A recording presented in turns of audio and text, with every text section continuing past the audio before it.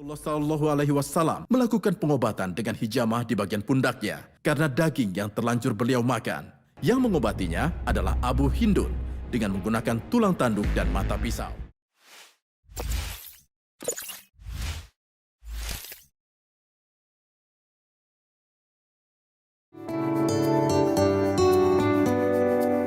Assalamualaikum warahmatullahi wabarakatuh.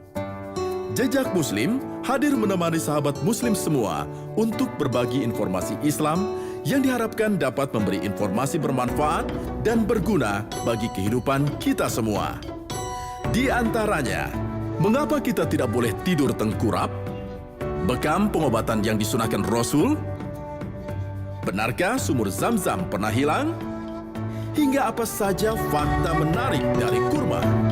Langsung saja kita simak informasi yang pertama.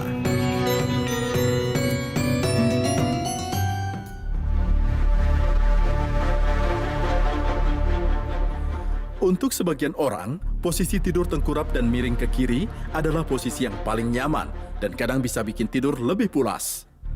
Bahkan ada yang menjadikan cara tidur seperti ini sebagai kebiasaan.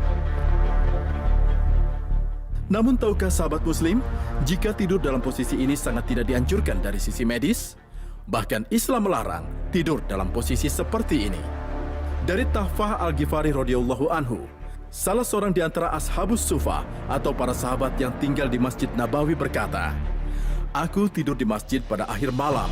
Kemudian ada orang yang mendatangiku sedangkan aku tidur dengan posisi tengkurap dan berkata, 'Bangunlah dari tengkurapmu, karena tidur yang demikian adalah tidurnya orang-orang yang dimurkai Allah.' Kemudian aku angkat kepalaku. Maka ketika kulihat, ia adalah Nabi SAW. Maka aku pun kemudian bangkit." Hadis riwayat Al-Bukhari. Dalam riwayat Ibnu Majah dengan lafaz, "Ada apa denganmu sehingga tidur dengan posisi tengkurap?"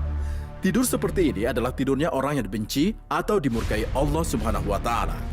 Hadis ini jelas merupakan larangan untuk tidur dengan tengkurap, dan Allah Subhanahu wa Ta'ala sangat membencinya.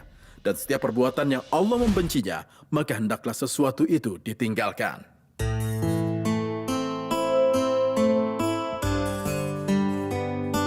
Tidak hanya itu, dalam hadis lain dari Abu Dzar radhiyallahu anhu berkata, "Nabi Shallallahu Alaihi Wasallam lewat di sisiku, sementara aku sedang tidur tengkurap. Beliau bersabda, 'Wahai Junaidab, sesungguhnya hanyalah tidur seperti ini adalah tidurnya penghuni neraka.'" Hadis riwayat Ibnu Majah nomor 3724. Nauzubillah min dzalik. Semoga kita dijauhkan dari panasnya api neraka dengan mengikuti sunnah Nabi. Ilmu kedokteran modern membuktikan bahwa memang tidur tengkurap berbahaya, apalagi tidurnya pulas dan lama. Saat tidur tengkurap, otomatis otot dada atau otot pernafasan kita tidak dapat mengembangkan dada dengan baik dan maksimal, sehingga aliran oksigen menjadi lebih sedikit dan bisa berakibat menjadi sesak nafas. Peneliti dari Australia telah menyatakan bahwa terjadi peningkatan kematian pada anak-anak sebesar 3 kali lipat saat mereka tidur tengkurap, dibandingkan jika mereka tidur dengan posisi menyamping.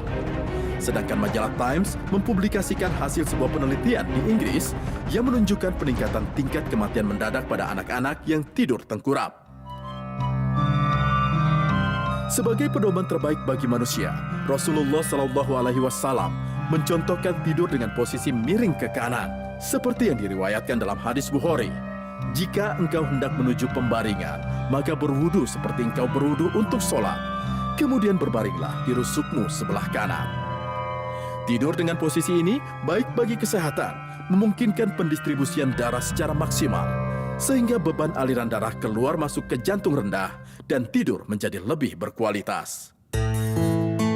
Sebaik-baik panutan adalah Rasulullah Sallallahu Alaihi Wasallam. Wallahu a'lam bishawab.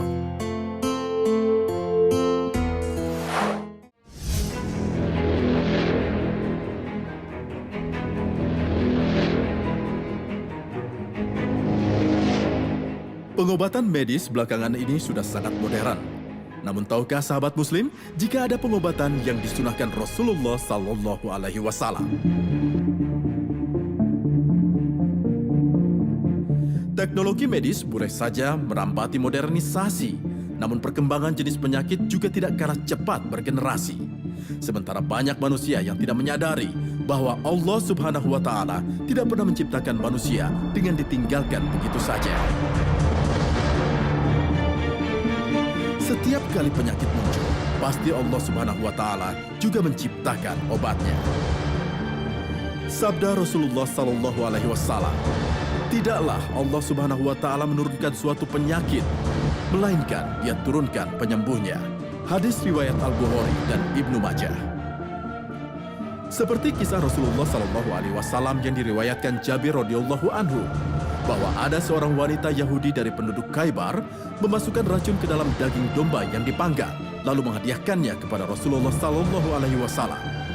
Beliau mengambil bagian kaki dan memakan sebagian darinya. Beberapa orang sahabat yang bersamanya juga ikut memakannya. Sebagian sahabat yang telanjur memakannya, ada yang meninggal. Lalu Rasulullah sallallahu alaihi wasallam melakukan pengobatan dengan hijamah di bagian pundaknya karena daging yang terlanjur beliau makan. Yang mengobatinya adalah Abu Hindun dengan menggunakan tulang tanduk dan mata pisau. Bahkan Rasulullah sallallahu alaihi wasallam bersabda, sesungguhnya cara pengobatan paling ideal yang kalian pergunakan adalah hijamah atau yang biasa kita sebut bekam. Para malaikat menyampaikan wasiat tentang hijamah.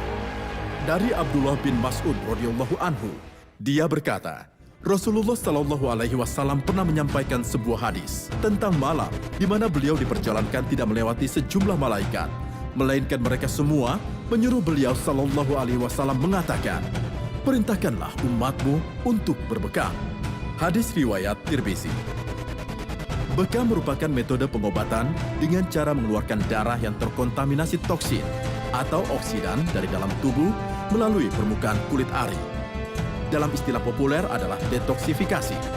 Cara ini lebih efektif dibandingkan dengan cara pemberian obat kimiawi yang bertujuan untuk menetralkan oksidan di dalam tubuh, sehingga kadarnya tidak makin tinggi.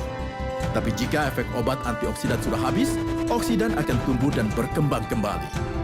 Karena itu, para dokter biasanya memberikan obat antioksidan secara kontinu.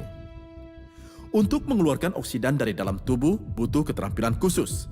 Caranya dengan penyedotan menggunakan alat khusus yang sebelumnya didahului dengan pembedahan minor atau sayatan khusus secara hati-hati di titik-titik tertentu secara tepat dalam tubuh. Jika oksidan dapat dikeluarkan semua, maka penyumbatan aliran darah ke organ-organ tertentu dalam tubuh dapat diatasi, sehingga fungsi-fungsi fisiologis tubuh kembali normal.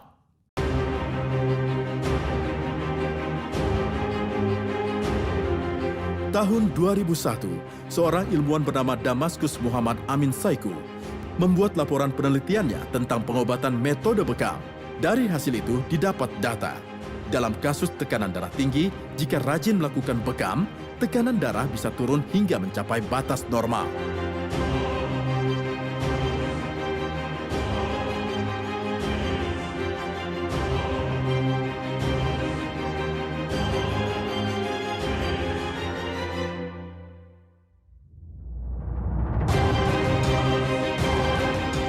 Dalam kasus tekanan darah rendah, justru sebaliknya, tekanan darah naik hingga batas normal. Begitu pula dengan kadar gula darah yang turun. Pada darah bekam yang keluar, didapati bahwa eritrosit yang di dalamnya berbentuk aneh, tidak berfungsi normal, mengganggu kinerja sel lain.